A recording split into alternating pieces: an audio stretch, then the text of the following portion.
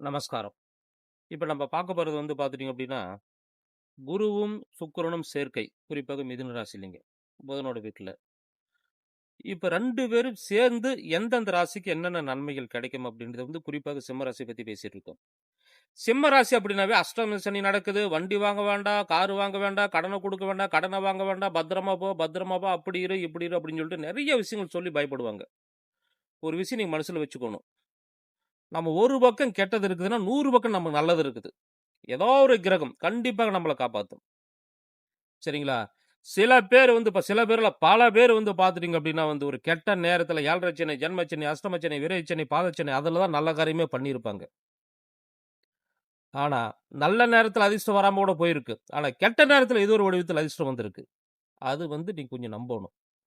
இப்ப நம்மோட ராசிக்கு வந்து பார்த்துட்டீங்க அப்டின்னா வந்து 11ஆம் இடத்துல, அதாவது வந்து அதாவது வந்து மிதுன ராசியில, அதாவது குருவும், சுக்கிரனும் சேர்க்கை. குரு வந்து அந்த இடத்துல பகை, அது வந்து சுக்கிரன் நட்பு.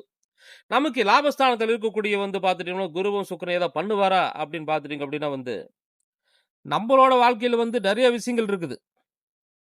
அத வந்து நம்ம ஊருக்கே பஞ்சாயத்து பண்றவங்க.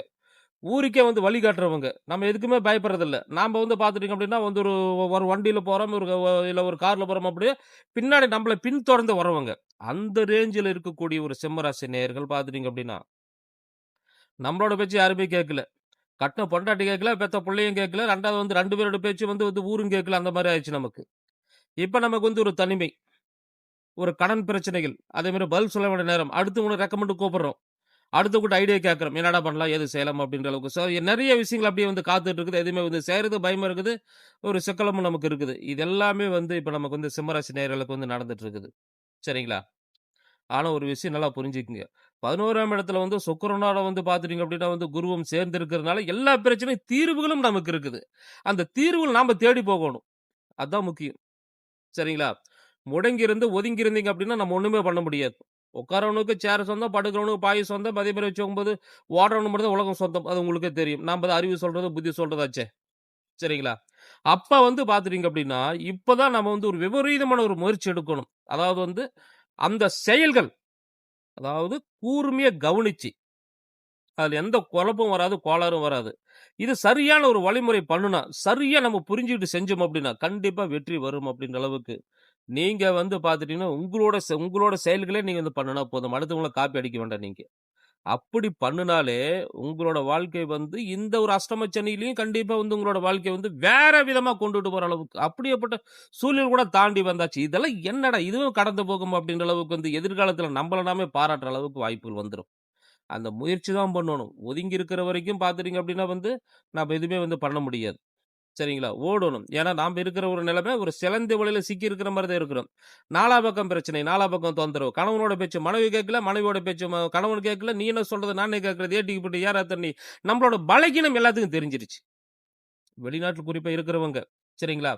ஒவ்வொரு நாளும் நரக வாழ்க்கை. குழப்பத்தோட தூங்குறீங்க. அதே மாரி வந்து வெறுப்போட எந்திரிக்கிறீங்க. மொத்தத்துல வந்து பார்த்துட்டீங்க அப்டின்னா, ஒரு பைத்தியம் பிடிக்காத குறை. நம்மள யாரும் புரிஞ்சுக்க மாட்டேங்கிற தாய் தகப்பன் புரிஞ்சுக்கல, கட்டின மனைவி புரிஞ்சுக்கல, நண்பர்கள் புரிஞ்சுக்கல அப்டின்ற அளவுக்கு வந்து ஒரு வேதனையோட, கஷ்டத்தோட வெளிநாட்டுல வந்து ஒரு நடைபெணமா கூட வாழ்க்கை பண்ற அளவுக்கு அந்த இந்த மாரி பிரச்சனை இருக்குது. நீங்க அஞ்ச வேண்டாம். உங்களோட திறமை என்னன்றது காட்டக்கூடிய ஒரு நேரம் தான் 11ஆம் இடத்துல குருவும், சுக்கிரனும். சரிங்களா? நெறைய விஷயங்கள் காத்துட்டு இருக்க சொன்னேன். ஒண்ணொண்ணா டக்குன்னு ஏதோ ஒரு வகையில நமக்கு அமைஞ்சிரும். இருக்கிற பிரச்சனைய சால்வ் பண்ணலாம். நாம யாருன்னு உலகத்துக்கு காட்டக்கூடிய ஒரு யோகம். பாராட்டுக்குரியதல், அதே மாரி வந்து நம்ம புகழ்ந்து பேசல். இது 2மே நடக்குது நமக்கு. வெளிநாட்டுல இருக்கவங்களுக்கு பாதிப்பெல்லாம் கிடையாது.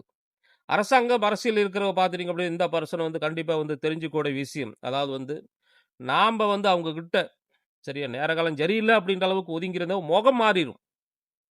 அந்த முகம் வசித்தன்மை போயிரும். அதாவது தரித்திரம் அப்படியே முகத்துல வந்துரும். அப்ப நம்ம வந்து கொஞ்சமாவது ஒரு துணிச்சல் வர வச்சுட்டு சிரிச்சு பேசி ஜாலி இருக்கிறோம்னு நடிக்காவது நம்ம பண்ணணும். பண்ணும்பொழுது வந்து பார்த்துட்டீங்க அப்படின்னா, நாம கேட்டது கிடைக்கும். அதே மாரி எதிர்பார்த்தது பூர்த்தியாகும். இதெல்லாம் கண்டிப்பா நடக்கும். திருமணம் பண்றதுக்கு கூட நேரம் இது. அதாவது ஒரு அதாவது வந்து பார்த்துட்டீங்கன்னா, ஒரு கெட்டது விஷயம் நடக்கும்போது, நல்லது பண்ணா வந்து எல்லாமே நமக்கு ஒரு மாற்றங்கள் வந்துரும். அத விரை செலவு, சுப செலவா பண்ணலாம். கொஞ்சம் வைராக்கியம். கொஞ்சம் வந்து எல்லாம் எதிர்த்து, கொஞ்சம் வந்து போராடி, ஏதாவது ஜெயிச்சிரலாம் அப்படின்ற அளவுக்கு நம்பிக்கையோட இருந்து ஆணாக இருந்தாலும் சரி, பெண்ணாக இருந்தாலும் சரி, அவங்களுக்கு வந்து நீ தைரியத்த குடுத்து, இல்ல அப்படின்னு பார்த்துட்டு 4 பேர்ட்ட பேசி, கல்யாணம் பண்றக்கூடிய ஒரு வாய்ப்ப நீங்க ஏற்படுத்தி பண்ணிக்கங்க. சரிங்களா? இதெல்லாமே வந்து உங்களோட ஜாதக பிரகாரம் பார்த்துட்டீங்க அப்படின்னா வந்து, ஜூன் மாசம் 1ஆம் தேதி வரைக்கும் தான் இந்த யோகம் இருக்கு. அதுக்கு பின்னாடி வந்து பார்த்துட்டீங்கன்னா, 12ஆம் இடத்துல குரு வந்துறாரு. அதுக்கு மேல நம்ம ஒண்ணும் பண்ண முடியாது. ஏப்ரல் 14ஆம் தேதியிலிருந்து ஜூன் மாசம் 1ஆம் தேதி வரைக்கும் தான் நமக்கு இந்த மாரி யோகம் இருக்கு. அத நீங்க கரெக்ட்டா பயன்படுத்திக்கங்க. சரிங்களா? விருப்பத்த தெரிவிச்சுக்கங்க. அதே மாரி வந்து நம்மளோட கஷ்டத்த வந்து எல்லாத்துக்கும் புரிய வச்சு, அதுக்கு உண்டான வகையில வந்து என்ன ஒரு போக்கு வழியோ, அத திருமணம் பண்றதுக்கு என்ன ஒரு முயற்சியோ பண்ணுங்க. அதே மாரி வந்து குழந்தை பாக்கியம் இந்த நேரத்துல உருவானா நல்லாருக்கும். இதுக்குன்னு வந்து இத்தன நாள் வந்து இருந்தத விட, கொஞ்சம் நம்ம வந்து ஒரு சாமி கும்பிடுறதோ, இல்ல அப்படின்னு பார்த்துட்டீங்க அப்படின்னா, வந்து ஹாஸ்பிட்டல் செலவு ஏதாவது ஒரு பண்ணும்பொழுது வந்து பெருசா பண்ண வேண்டாம். சின்னதா பண்ணும்பொழுது, அதுக்கு ஒரு பலன் நமக்கு கிடைக்கும். குழந்தை பாக்கியம் உருவானாலும் நம்மளோட தலையெழுத்து மாறும், பிறந்தாலும் நம்மளோட தலையெழுத்து மாறும். இந்த மாரி ஒரு நெருக்கடி, நிர்பந்த, கஷ்டம், பிரச்சனை இதெல்லாமே வந்து தாண்டி வந்துரலாம். அதே மாரி வந்து உடம்பு கண்டிப்பா நம்ம சொல்ற மாரி கேட்காது. நாம ஒரு பக்கம் நினைக்கிறோம் அப்படின்னா, நம்மளோட சந்தோஷம், நிம்மதி வேற பக்கம் தேடி போகுது.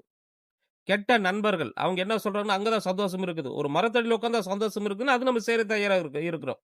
அதனால வந்து பார்த்துட்டீங்கன்னா, தெளிவு, தியானம் அத தவிர வேற எதுவுமே கிடையாது. அதே மாரி வந்து பார்த்துட்டீங்கன்னா, காலையில சாயந்திரம் நடைப்பயிற்சி, உடற்பயிற்சி. இது 2 மட்டும் பண்ணுங்க. உடம்பு நீங்க சொல்ற மாரி கேட்கும். மனசு ஒத்துழைப்பு இருக்கும்.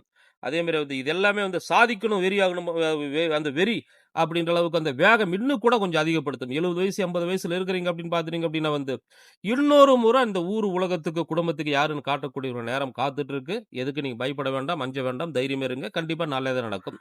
11ஆம் இடத்துல வந்து அந்த சுக்கிரனோட குருவும் நமக்கு நல்லதே பண்றார்.